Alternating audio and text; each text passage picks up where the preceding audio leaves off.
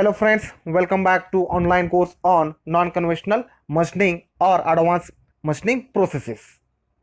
Today we will discuss the second part of abrasive water jet machining.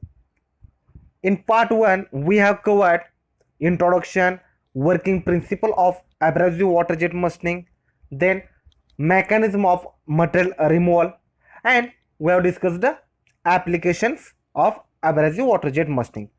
In today's lecture we will discuss the setup of abrasive water jet machining, that is the equipment used, and we will discuss the elements of abrasive water jet system. So let us start with the setup. So in this figure I have shown the all the components which are required for the abrasive water jet machining setup.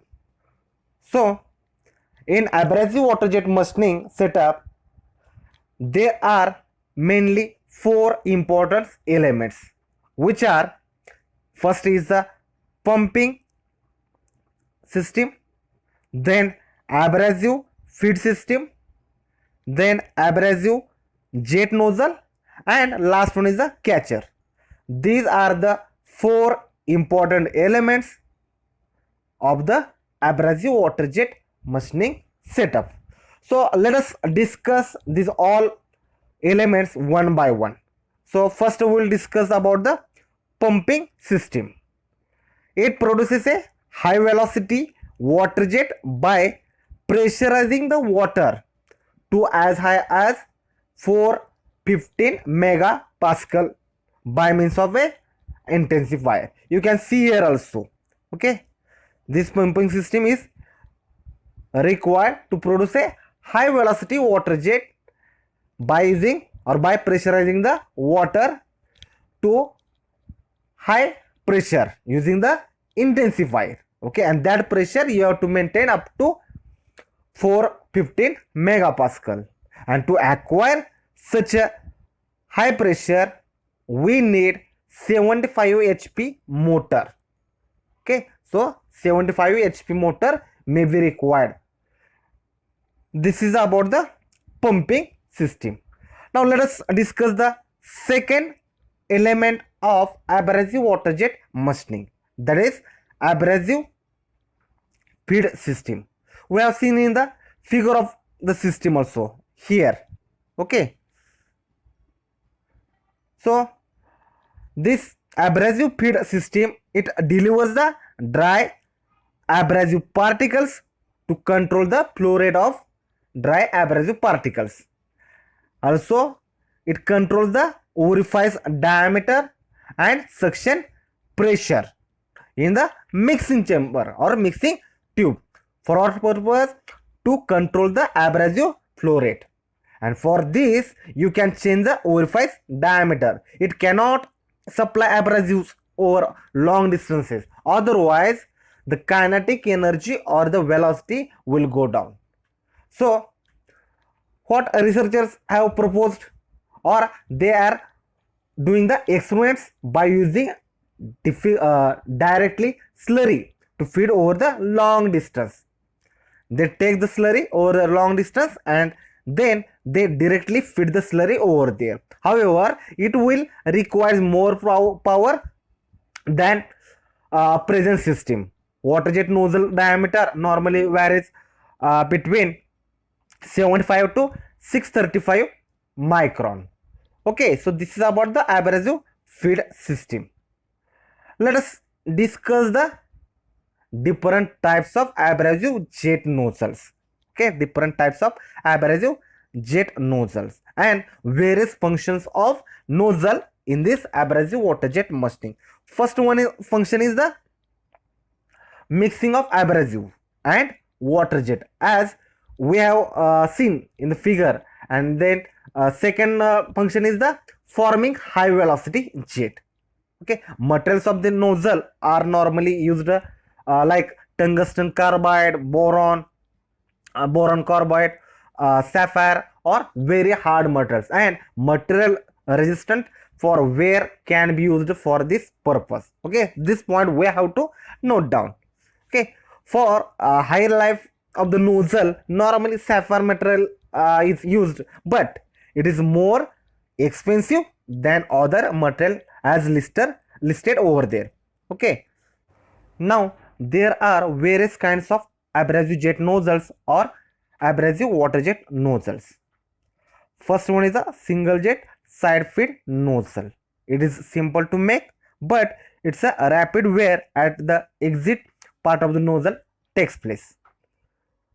Okay, and it gives non-optimal efficiency of the mixing of water and abrasive, as we will see in the figure. Okay, this is a single jet side feed nozzle.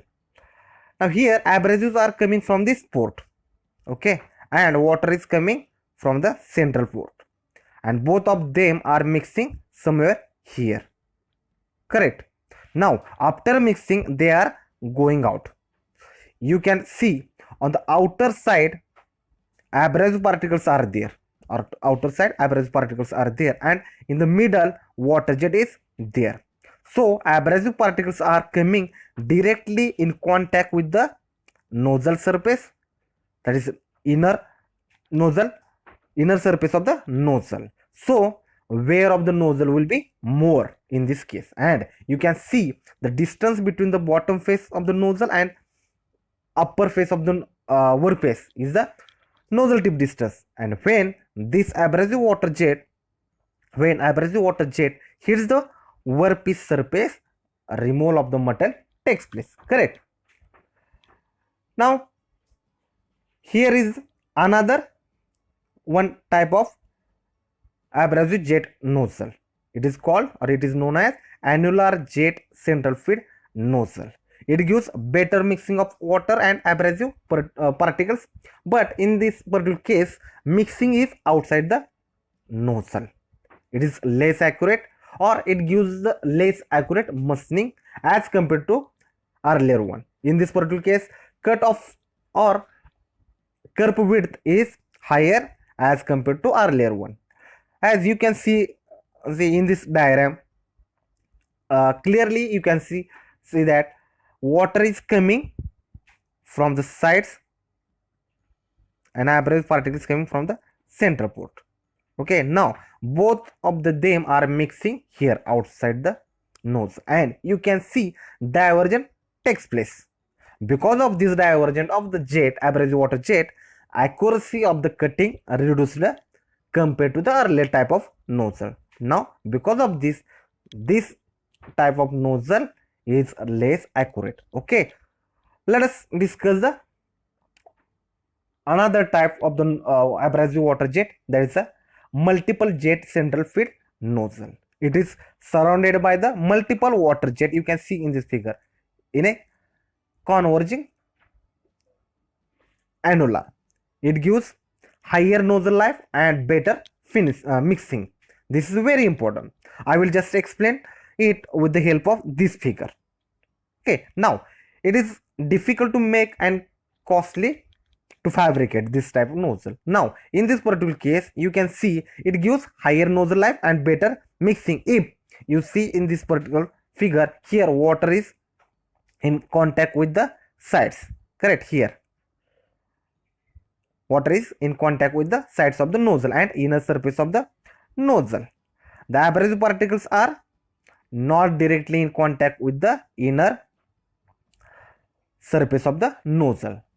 That is why the life of the nozzle is higher compared to the other types of the nozzle.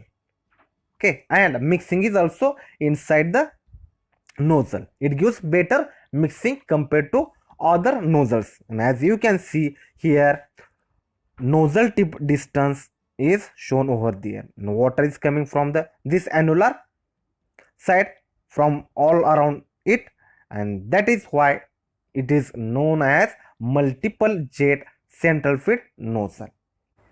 Another element of the abrasive water jet system is the catcher, and as we have seen in the setup also, there abrasive water jet is coming at a very high velocity after the cutting the workpiece. If it hits the table on which you are going to machine the workpiece, then it will penetrate inside that table also. It will damage the table immediately. And that is why what is done is that before it really hits the table or the container or the table or tank at the water base or bottom, the velocity of the abrasive water jet is reduced to the minimum possible value, so that the impact with which it hits the table or the bottom of the water tank is low enough not to damage it. And that is why catcher are being used. Okay, so a catcher is used to minimize the velocity of the abrasive water jet before it hits the base of the water tank, so that tank does not get damaged. Okay, now this catcher you can use for two cases. One is the stationary nozzle and moving workpiece, and second case is the moving nozzle and stationary workpiece. Okay, so in simple one line I can say catcher is a long narrow tube placed under the point of cut to capture the used jet. Okay, so this is a reference which is used for this lecture. Okay, thank you very much. Hopefully you might have enjoyed the lecture. Then please do like the video and know your thoughts in comments. Please do share this video among your friends and don't forget to subscribe to our channel. After subscription you can press the bell icon to never miss the notification regarding our new videos. Thank you so much.